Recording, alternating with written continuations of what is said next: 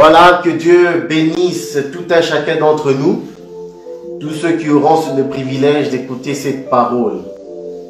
Alors je vais commencer par faire une prière parce que avant de commencer la prédication, nous aimons toujours remettre toutes choses entre les mains du Seigneur pour pouvoir, voilà, être inspiré par Dieu et lui soumettre toutes choses en tout cas. Vraiment pour lui soumettre toutes choses, parce que nous voulons que ce que nous allons dire aujourd'hui puisse édifier. Nous ne sommes pas de ceux qui prêchent parce qu'ils veulent prêcher. Non. Nous prêchons parce que nous voulons édifier, nous voulons fortifier, nous voulons transmettre la connaissance, vous voyez. Nous voulons prévenir le peuple de Dieu. C'est ça même la prédication, prévenir, préparer le peuple de Dieu à la rencontre de l'époux.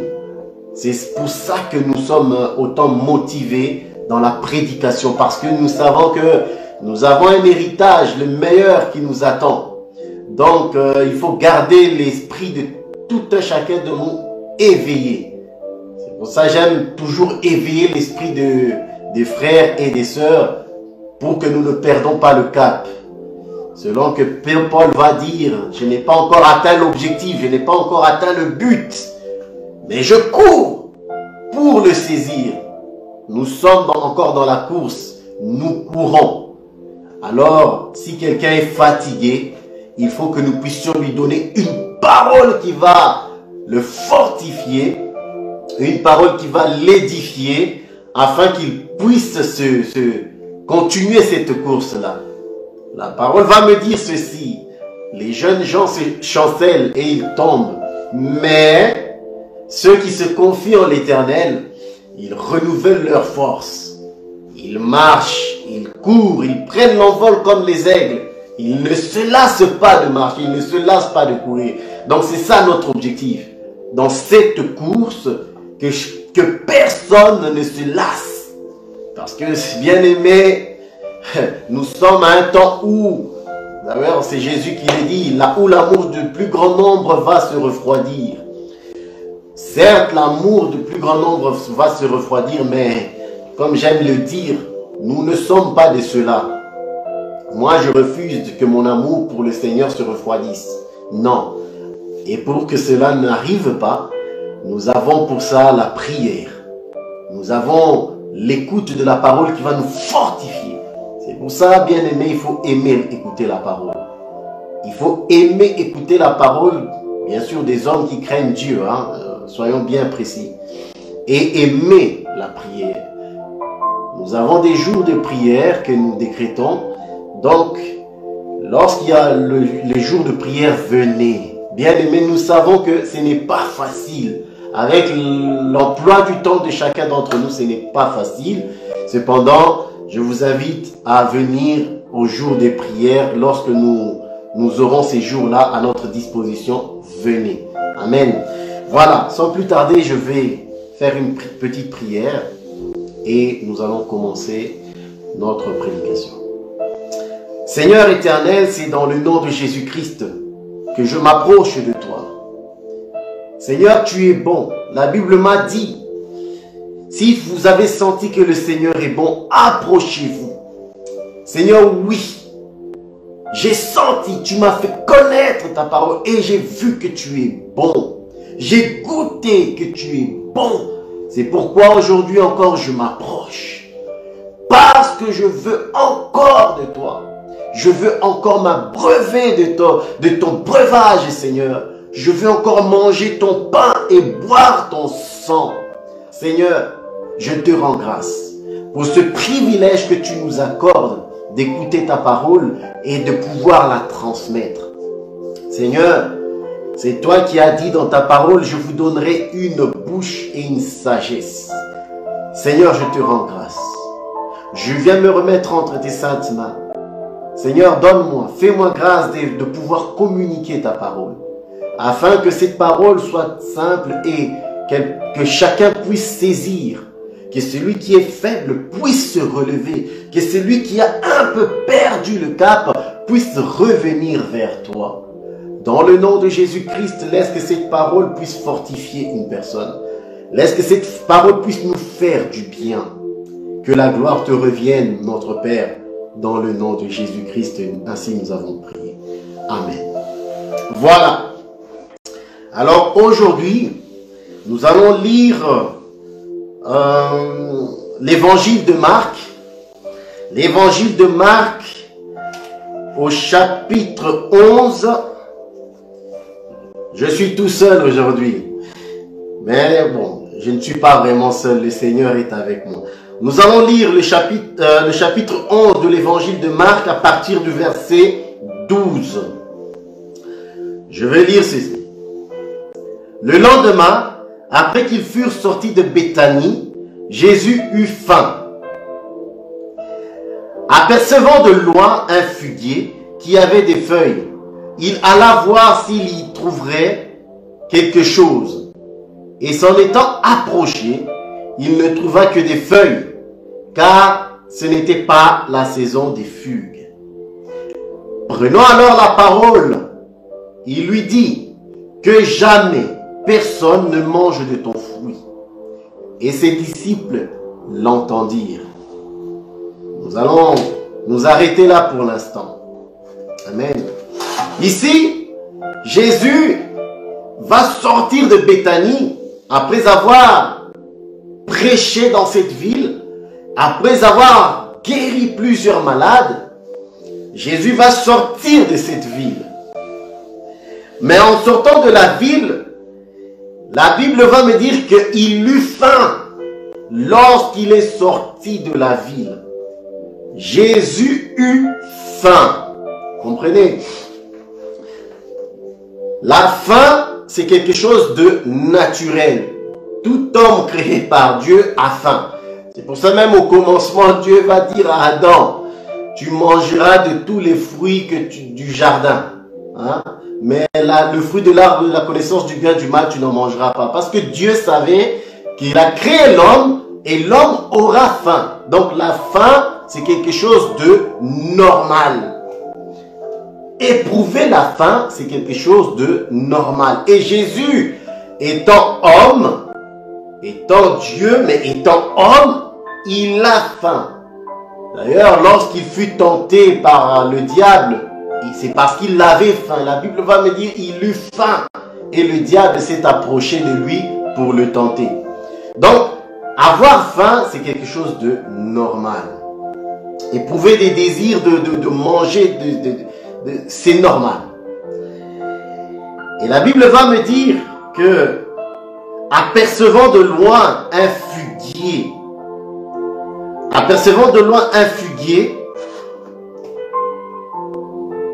qui avait des feuilles, il alla voir s'il y trouverait quelque chose. Vous voyez?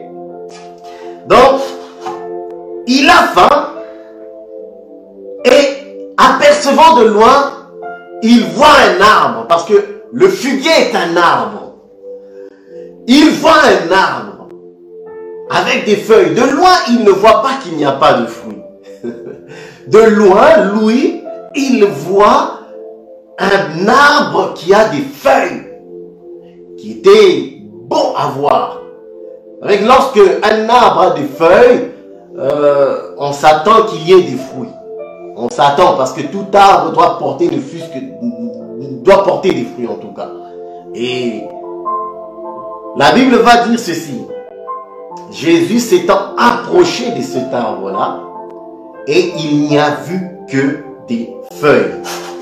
C'est là le problème, que tout commence. Parlons du figuier. Ici, c'est le figuier maudit. Hein. Attention à ne pas confondre avec le figuier stérile. Là, j'ai vraiment pris le livre de Marc, le chapitre 11, à partir du verset 12. Donc, voilà. Donc, quand Jésus a faim, il veut manger, il voit un arbre qui a des feuilles. Et lui se dit, non, je vais m'approcher de cet arbre et je vais cueillir son fruit pour apaiser ma faim. Ce qui est normal. Lorsqu'on a faim, on cherche à manger. Lorsqu'on a faim, on prépare à manger et on mange. Mais là, il n'était pas question de préparer à manger parce qu'ils étaient sûrement sur un lieu désert. Mais voyant l'arbre, il se dit non, je vais aller, je vais m'approcher de cet arbre. Et là, je vais cueillir son fruit et manger. Et la Bible va me dire, apercevant donc de loin un figuier ayant des feuilles. Voilà. Le figuier, comme je l'ai dit tout à l'heure, il y a une minute, le figuier est un arbre. Et nous savons que l'arbre va représenter l'homme. Vous voyez? L'arbre va représenter l'homme selon ce que cet aveugle va nous dire. Je vois les hommes comme les arbres. Vous voyez? Et nous voyons aussi que dans le livre de Juges, lorsque l'un des prophètes parle en énigme, il dit les arbres se sont rapprochés. Vous voyez? Or, nous avons compris que les arbres, c'est le peuple qui se rapproche. Et l'un dit au vigneron, règne sur nous. Et lui dit non, je vais abandonner mon vin qui réjouit Dieu et qui réjouit les hommes. Non, je refuse de régner sur vous. Vous voyez? Donc, les hommes sont des arbres. Et lorsqu'on a dit aussi au figuier, en ce jour-là, viens régner sur nous, le figuier a dit, non, non, mon fruit est doux, je fais les délices des hommes. Non, non, je refuse de dominer sur vous. Mais voilà. Donc, l'arbre, le figuier, ici, je veux, dans un premier temps, prendre le figuier étant l'image d'un homme. D'un homme qui a cette apparence de piété. Voilà. Parce que la Bible dit qu'il voyant de loin. Donc, de loin, le Seigneur voit. Toi qui es un arbre beau, majestueux. Tu as des feuilles. De loin, le Seigneur te regarde. De loin, le Seigneur nous regarde. Et il voit que nous sommes beaux à regarder. Mais lorsqu'il s'approche, c'est là le problème. Lorsqu'on s'approche de cet arbre, le Seigneur a faim. Et lorsqu'il s'approche de l'arbre, l'arbre ne donne pas ses fruits. Ça, c'est un problème, bien-aimé. C'est un problème. Pourquoi? Parce que le Seigneur, la Bible va me dire dans l'Apocalypse, voici, je viens, je toque, je frappe. Si quelqu'un m'ouvre la porte, je mangerai chez lui et je souperai. Vous voyez? Il est dans la Bible question de partager, de manger. La Bible, c'est le manger. La Bible, quand on regarde en gros, c'est le manger. Adam et Ève, c'est parce qu'ils ont mangé. Ce n'est pas parce qu'ils ont bu. C'est parce qu'ils ont mangé. C'est là est leur désobéissance. La nourriture, voilà. Adam comme Ève, ou je dirais plutôt Ève comme Adam, avaient faim. Ils avaient faim. Et ils ont mangé de l'arbre que les défendus. Vous voyez? Mais là, c'est le Seigneur qui s'approche de l'arbre. J'ai dit que l'arbre va représenter un homme. L'arbre va représenter un croyant, un chrétien. Pourquoi je dis que l'arbre va représenter un croyant? C'est tout simplement parce que nous avons vu que cet arbre-là a produit des feuilles. Ça veut dire que cet arbre-là a été arrosé. Parce que pour que l'arbre produise des feuilles, il faut que l'arbre soit arrosé. Et nous savons que l'arrosage, c'est la parole que l'on reçoit. Donc, cette personne-là, cet arbre-là, a reçu l'enseignement. Cet arbre-là a reçu la prédication. Donc, elle produit dans un premier temps des feuilles pour qu'ensuite produire des fruits. Vous voyez? Mais attention, je sais très bien, dans un premier temps, j'ai dit, je prends cet arbre comme étant un homme. Mais la Bible dit dans le verset 14, lorsque Jésus prend la parole, il lui dit que jamais personne ne mange de ton fruit Non, non, même pas. Au verset 13, il dit, il ne trouva que des feuilles, car ce n'était pas la saison des fugues. Comprenez bien que la première partie, je parle de l'homme, et la deuxième partie, je vais bien illustrer que c'est la saison de l'arbre. Parlant des saisons, nous allons comprendre pourquoi le figuier n'avait pas produit en cette saison-là. Parce que la Bible va me dire, ce n'était pas la saison des fugues, vous voyez? Ce n'était pas la saison pour que cet arbre-là produise des fruits.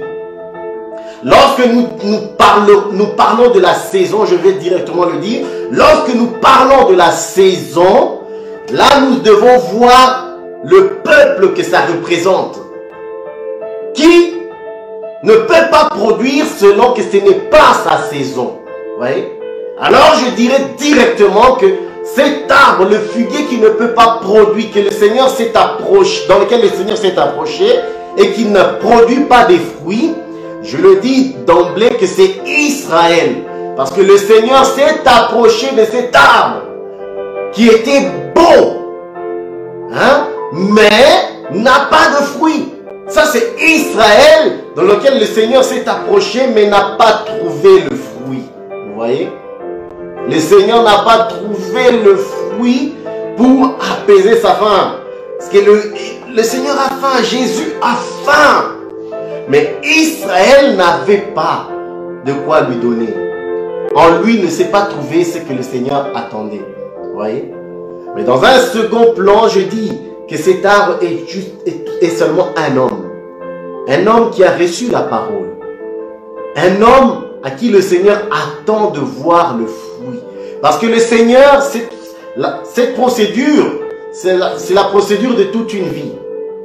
Qu'on le veuille ou pas, le Seigneur s'approchera de nous toujours. Pourquoi? Parce que nous sommes en réalité des arbres.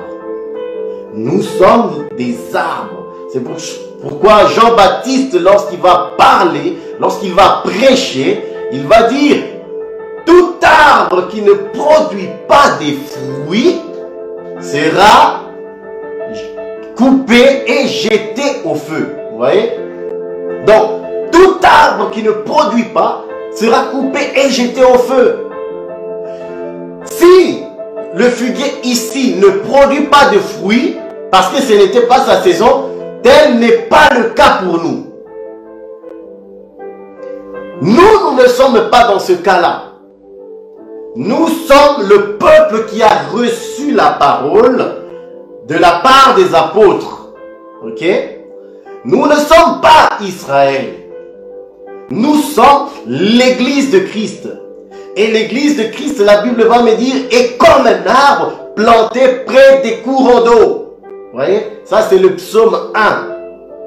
Et comme un arbre planté près des courants d'eau et qui donne son fruit en sa saison. Or, nous, pour ce qui nous concerne l'église, nous sommes dans la saison de la productivité. Vous voyez? Nous ne sommes pas le figuier qui ne peut pas porter des fruits parce que ce n'est pas sa saison. Israël ne peut pas pour l'instant produire des fruits parce que ce n'est pas sa saison. Mais nous, peuple de Dieu, nous qui sommes l'église de Dieu, l'épouse de Dieu, nous sommes en notre saison. Et il n'est pas bon, il ne serait pas bon que nous ayons juste l'apparence.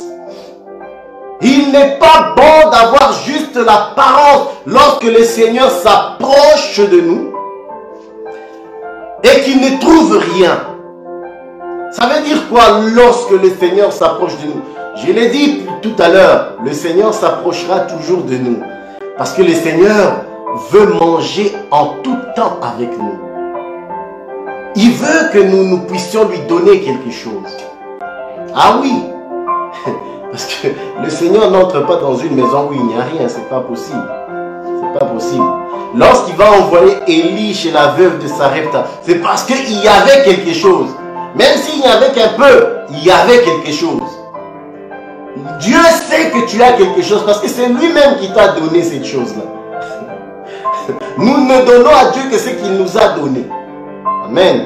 Voilà. Donc, nous avons quelque chose à donner à Dieu. C'est pourquoi lui aussi, il s'approche de nous afin que nous puissions lui donner ce qu'il nous a donné. Une personne qui ne donne rien au Seigneur, qu'il fasse très attention. Lorsque le Seigneur te regarde, de loin tu as une apparence de piété, bien-aimé. De loin, on te dit que tu es vraiment un bon chrétien, un vrai chrétien. Ça, c'est ton apparence. C'est l'apparence que tu nous donnes. Mais lorsque nous nous approchons de toi, nous découvrons qu'en réalité, ton cœur n'est pas bon. Parce que c'est de l'abondance du cœur que la bouche va parler. Tu es méchant lorsqu'on t'écoute parler, lorsqu'on t'entend parler, sœur, frère. Tu es méchant envers tes frères. Tu blesses et ça ne t'importe pas. Pour toi, tu parles bien. Non. Attention à notre façon de vivre. Lorsqu'on s'approche de toi, on se dit non, je veux m'approcher de ce frère. Je veux m'approcher parce que je l'ai regardé de loin et franchement, il a une belle allure. Je crois que c'est vraiment un disciple de Christ. Mais lorsqu'on s'approche de toi, on découvre que ton cœur n'est pas bon, que tu as un mauvais comportement, que tu as un sale comportement, que tu blesses plus qu'autre chose. Bien-aimés, faisons attention à l'apparence que nous avons, tout en sachant que devant Dieu, l'apparence est quelque chose d'abominable. C'est parce que c'est abominable qu'il va maudire le fumier. Donc, faisons attention à la malédiction. Faisons attention à la malédiction. Ah oui, Israël maintenant est sous la malédiction. Israël actuellement est sous la malédiction parce qu'ils n'ont pas pu donner au Seigneur ce qu'il voulait. Donc, nous aussi faisons bien attention parce qu'en réalité, lorsque Jean va dire que tout arbre qui ne produit pas de bons fruits sera jeté au feu, le feu c'est une malédiction. Là où il y aura des grincements, c'est une malédiction. Pourquoi? Parce à cause de l'apparence. L'apparence que tu nous donnes, lorsque nous te regardons, on s'est dit que tu es vraiment chrétien. Bien-aimé, tu peux nous mentir. Tu peux nous mentir. Nous sommes des hommes. Mais dans le secret, dans le secret, Dieu te voit. Dieu connaît tes œuvres. Dieu sait à quoi tu penses. Dieu connaît les désirs de ton cœur. Dieu voit. Et Dieu va te juger. Je ne suis pas là pour parler du jugement comme d'une condamnation, mais je suis venu t'avertir à cause de ton apparence. On va lire un livre, le livre de Timothée, que j'aime beaucoup aussi, qui parle de ces choses. C'est Timothée, je vais lire le livre de Timothée, c'est 1 Timothée, je crois. 1 Timothée 3, je crois. Voilà. 1 Timothée 3, à partir de... Voilà. Vous pouvez commencer plus haut, hein. Mais moi, ce qui m'intéresse ici, à partir du verset 4, mais c'est le verset 5 qui nous intéresse. Il dit ceci: les hommes seront traîtres, emportés, enflés d'orgueil, aimant le plaisir plus que Dieu. Voilà le verset 5. Ayant l'apparence de la piété, mais régnant ce qui en fait la force. La Bible dit ceci: éloigne-toi de ces hommes-là.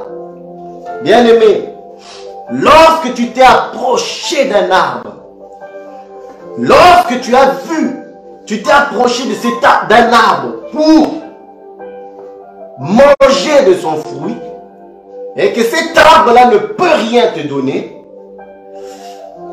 il y a un problème. La Bible me dit, ils ont l'apparence de la piété. Mais ils renient tous ceux qui ont fait la force. Bien aimé, la force de la piété, c'est l'amour et la vérité. Parce que c'est sur ce fondement-là que nous sommes bâtis. Sur l'amour que Dieu nous a aimés et sur la vérité qu'il a envoyé son Fils unique afin que nous croyons en lui et que nous vivons. Voilà. Vous voyez? Si tu t'approches de quelqu'un, d'un frère ou d'une sœur qui a cette apparence de la piété, mais qu'en lui il n'y a pas d'amour et il n'y a pas de vérité, éloigne-toi. Ne reste pas auprès de telles personnes. Si tu t'es approché des hommes de Dieu, de loin tu as vu, ils étaient renommés, on les respecte, mais dès que tu as remarqué qu'en réalité ce sont des impudiques, des voleurs, des tricheurs, bien-aimé, ne reste pas. Ne reste pas à côté de ces hommes-là. Ce sont des gens mauvais. La Bible va me dire, ils ont la marque de la flétrissure en eux. Ils ont la marque de la malédiction. Ils ne peuvent rien ils ne peuvent pas produire des choses bonnes. Ils sont incapables de faire le bien. Nous avons des frères comme ça. Nous avons des sœurs comme ça. Incapables de faire le bien. Ils sont mauvais. Au plus profond d'eux, ils sont mauvais. Voilà. On va continuer notre marque. Quiconque a cette apparence de la piété, le Seigneur le regarde comme un hypocrite. On va lire Marc 7. Ah oui, voilà, Marc 7. J'aime aussi ça. Marc 7, Marc chapitre 7, verset 6. Voici ce que Jésus va dire. C'est Jésus qui le dit. Jésus leur dit, hypocrite, Ésaïe a bien prophétisé sur vous. Ainsi qu'il est écrit, ce peuple m'honore des lèvres, mais son cœur est éloigné de moi. Vous voyez ça?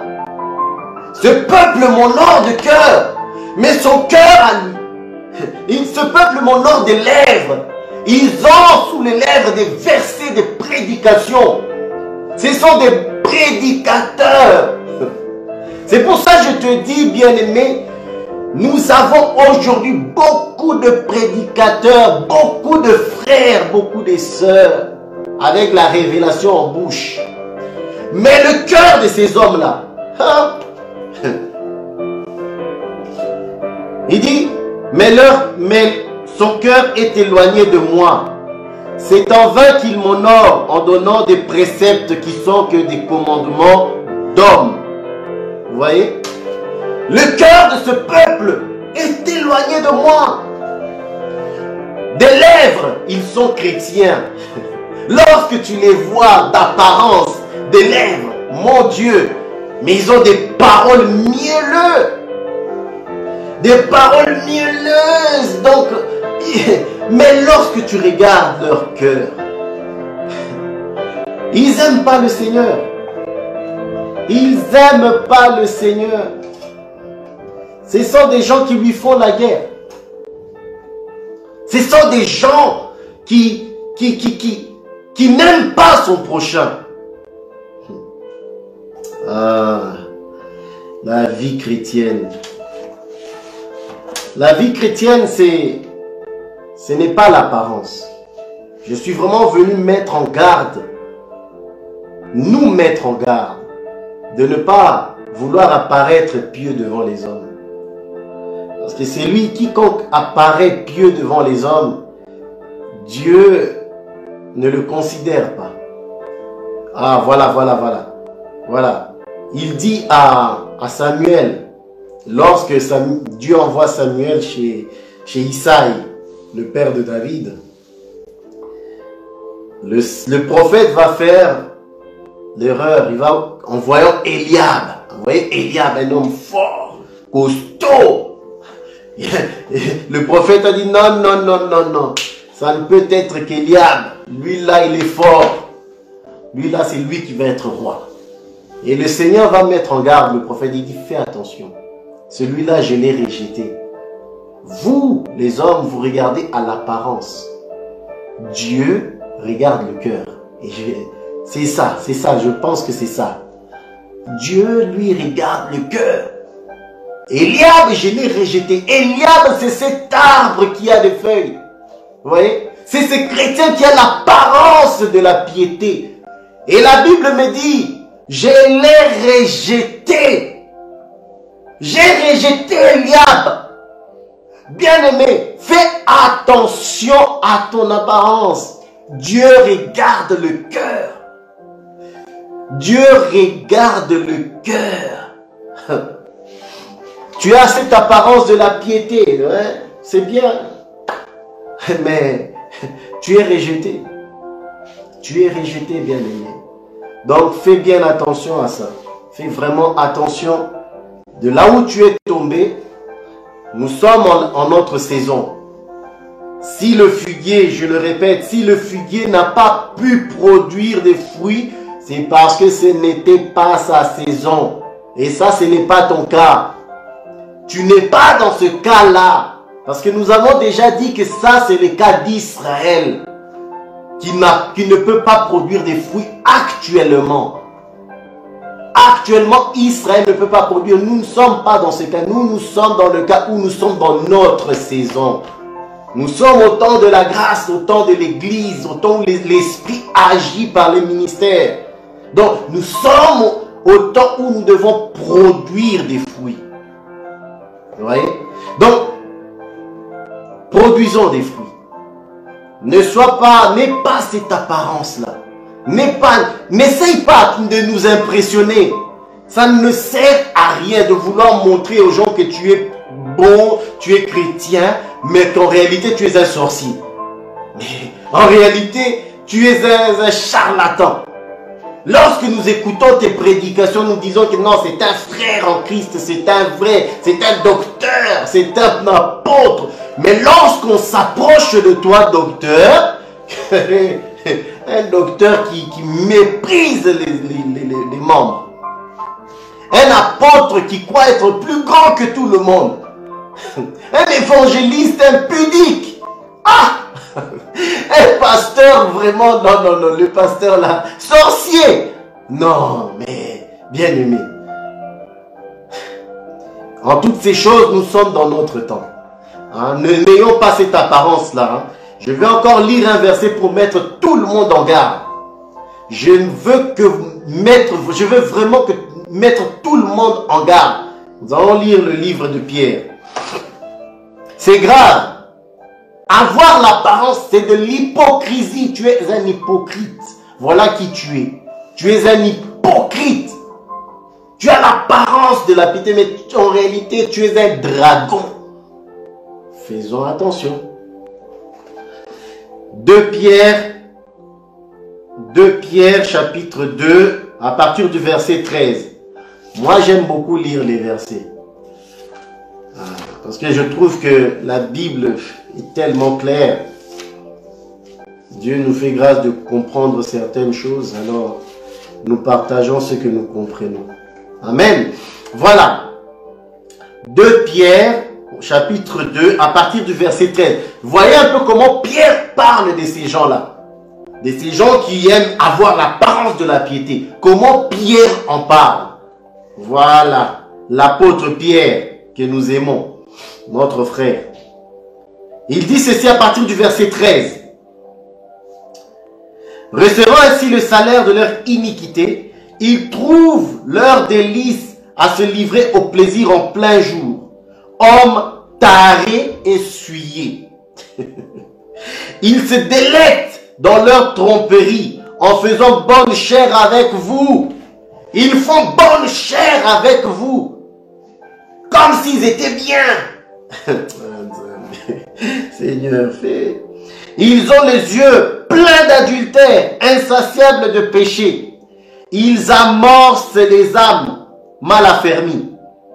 Ils ont le cœur exercé à la cupidité. Mais c'est grave. Ils ont le cœur exercé à la cupidité. Ils savent comment dépouiller le peuple. Avec des messages, mais des messages de mensonges. Une interprétation de la Bible qui est mensongère. Ils ont le cœur exercé à la cupidité. Ce sont des... Oh, voilà. Vous voyez? Voilà, écoutez ce qu'il dit. Ce sont des enfants de malédiction. Ce n'est pas moi qui le dis. Déjà du temps des apôtres, il y avait de telles personnes. Des hypocrites. Ils font preuve d'être bien avec vous, bien portants. Mais qu'en réalité, des tombeaux blanchis, disait Jésus. Des tombeaux blanchis. Parce qu'on n'a pas le temps de lire le Matthieu 23 pour que vous compreniez l'hypocrisie des docteurs de la loi, des pharisiens. Ce sont des tombeaux blanchis. Ici, Pierre va dire ce sont des enfants de malédiction. Après avoir quitté le droit chemin, ils se sont égarés en suivant la voie de Balaam, fils de Bossor, qui aima le salaire de l'iniquité, mais qui fut reprise pour sa transgression. Une ânesse muette faisant entendre une voix d'homme arrêta la démence du prophète. Verset 17, j'aime ça. Ces gens-là sont des fontaines sans eau, des nuées que chasse un tourbillon. Des nuées qui chassent un tourbillon. L'obscurité des ténèbres leur est réservée, vous voyez? L'obscurité des ténèbres leur est réservée. Voilà ce qui est réservé pour les hypocrites. L'obscurité. Bien-aimé, je suis en train de te dire que ne sois pas hypocrite. Sois vrai. Sois un vrai chrétien. Prie pour que le Seigneur puisse enlever de ton cœur ces choses-là. Parce que toutes ces choses viennent du cœur. C'est de l'abondance du cœur que la bouche parle. Et dans le cœur, Jésus va dire, c'est là qu'on retrouve tout ce qui nous souille. Hein, des meurtres, des adultères, toutes ces choses semblables. Ne soyons pas des hypocrites. Ne soyons pas des gens de colère. Non. Ne soyons pas des gens qui manipulent la parole en leur faveur. Non. Interprétons la Bible correctement. Nous n'avons pas un cœur exercé à la cupidité. Nous ne sommes pas les fils de la malédiction. Loin de là. J'en veux pas. Nous n'en voulons pas. C'est pourquoi nous allons prêcher la vérité. Peu importe, même si ça fait mal. Nous allons prêcher ça. Parce que c'est ça qui nous garde pieux. Amen. Alors nous allons retourner sur notre livre. Je ne vais pas vous prendre trop de temps. Je vais prendre encore 5 minutes et j'aurai fini. Bien-aimé, le fuguier maudit. Faisons attention à la malédiction. Si le peuple de Dieu qui a reçu des prophètes qui ensuite se retrouvent maudits, ne crois pas que toi tu es accepté. Je te le dis, le fuguier qui a été maudit là, ce n'était pas sa saison. Et j'ai bien dit et je le répète, ça c'est Israël. Mais toi, ce n'est pas ton cas. Toi, tu n'es pas Israël. Tu n'es pas aujourd'hui sous la malédiction. Toi, tu es Église. Donc, étant Église, tu dois produire des fruits dignes de la repentance. Parce que la Bible va me dire ceci. C'est Jésus qui va le dire. Lorsque le Fils de l'homme viendra, vous voyez, il viendra, il s'approchera. Lorsque le Fils de l'homme viendra, s'approchera, trouvera-t-il la foi? Donc, vous voyez, Le fruit que le Seigneur va venir manger en ces jours-là, c'est la foi. Si tu n'en as pas, tu fais comment? Oh non, mais je crois en Dieu. Il n'y a pas. La foi, ce n'est pas être méchant au plus profond. Non. La foi, c'est produire des fruits dignes de la repentance. Quand on dit je crois, je reçois la parole, ça veut dire que cette parole doit agir en nous. Cette parole doit détruire en nous tout ce qu'il y a de mauvais. Parce que nous prêchons la prédication de la croix. Nous prêchons la mort, l'ensevelissement et la résurrection, bien-aimés. Pour le salut, l'enlèvement. Parce que la parole de Dieu, lorsque nous l'écoutons, elle produit en nous. Elle nous tue. Elle nous fait du mal. Parce que nous sommes encore dans la chair. Ah oui. Soit. Nous continuons. Marc 11 toujours. Et je vais terminer par là. À partir du verset 20. Il dit ceci. Le matin, en passant, les disciples virent le figuier séché jusqu'à la racine. Pierre, se rappelant ce qui s'était passé, dit à Jésus, Rabbi, regarde le figuier que tu as maudit à sécher. Jésus prit la parole et leur dit, ayez foi en Dieu. Ouais. Ici, le Seigneur va parler de la foi. En ce qui concerne le figuier, bien aimé, en ce qui concerne le figuier, qui doit être productif, souvenez-vous, hein, j'aimerais que tout le monde, que chacun d'entre nous se souvienne que lorsque l'homme et la femme ont péché, ils ont fait des ceintures de figuier. Ok? Le figuier, je vais le dire plus loin et peut-être la prochaine fois, le figuier, comme je l'ai dit, va représenter en réalité un peuple qui est sous la malédiction. Un peuple qui est sous la malédiction que le Seigneur veut sauver. Mais ici, ce n'est pas ça. Ici, je suis en train de dire que le figuier en soi, c'est toi, c'est moi. Pas celui-là. Pas le figuier qui est maudit. Nous ne sommes pas un figuier maudit. Nous sommes cet arbre qui doit porter des fruits. Nous portons des fruits. Ouais. Nous portons des fruits pour la gloire de Dieu. Et lorsque le Seigneur va dire, lorsque le Fils de l'homme viendra, trouvera-t-il de la foi? C'est parce que tout simplement, il est le consommateur. La Bible me dit dans le livre d'Hébreux, je crois, chapitre 12, il dit que le Seigneur, ayez le regard sur Jésus-Christ qui est le consommateur, voilà, le consommateur de votre foi, vous voyez. Donc, peu importe le temps dans lequel nous sommes obligés d'être productifs. Oui. Nous sommes obligés d'être productifs parce que nous sommes dans la saison de la productivité. Nous ne pouvons pas être ce figuier qui est maudit. Si nous ne produisons pas des fruits, c'est alors que la malédiction va aussi nous atteindre.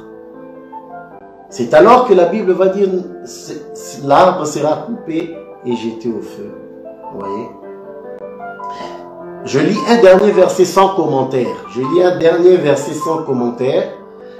Parce que ça me vient comme ça dans l'esprit.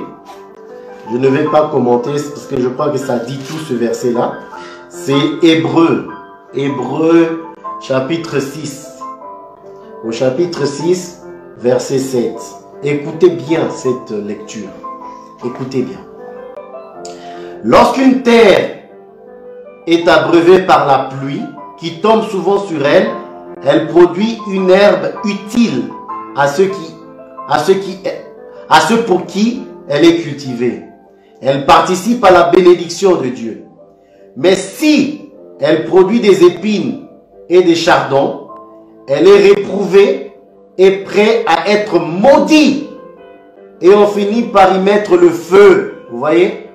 Hébreux 6, à partir du 7e verset. Donc, si l'herbe est utile, elle participe à la bénédiction. Si elle produit des épines et des chardons, elle est prête à être maudite. Bien-aimés, nous ne sommes pas là pour parler de la malédiction, mais plutôt pour éveiller, pour te prêcher, pour t'encourager de changer. Change. Parce que Jésus-Christ revient bientôt. Nous sommes un peuple qui doit être productif pour participer à la bénédiction. Nous ne pouvons pas avoir cette apparence de la piété. Non, l'apparence n'est rien devant Dieu. Ce qui compte devant Dieu, c'est le fruit que tu produis devant lui. Parce que c'est ce fruit-là que Dieu mange. Réalise un peu que Dieu mange le fruit que tu produis. Quiconque a l'esprit de Dieu produit des bons fruits. Et Dieu prend plaisir en lui. Tu participes à la bénédiction. Mais ceux qui sont arrosés, qui écoutent la parole jour après jour, des paroles de plusieurs docteurs, de plusieurs hommes éminents de Dieu, mais qui ne produisent pas des fruits dignes de la repentance, sont voués à la malédiction. Voilà, bien-aimés, pour ce qui concerne le fuguier maudit, faisons attention à cette apparence-là. Faisons vraiment attention d'avoir cette apparence de la piété et de ne pas être des hommes pieux en réalité. Voilà. Et sans plus tarder, je vais prier et clôturer cette prédication. Seigneur éternel, c'est dans le nom de Jésus-Christ que nous te disons merci. Parce que toi, tu es le Dieu véritable qui vient, qui est dans nos vies. Parce que c'est toi qui nous as donné ton corps et tu nous as donné ton sang, afin que nous puissions manger avec toi. Seigneur, guéris-nous au plus profond. Guéris nos cœurs, guéris nos pensées, afin que nous puissions être des hommes et des femmes qui produisent des fruits dignes de la repentance. Délivre-nous de cette apparence de la piété. Non, nous voulons être des hommes pieux. Voilà, nous voulons être des hommes pieux au plus profond de nous. Seigneur, que ce que nous faisons à l'extérieur soit ce que nous sommes en réalité. Voilà. Dans le nom de Jésus-Christ, que ta grâce nous accompagne dans toute la vérité. Au nom de Jésus. Amen.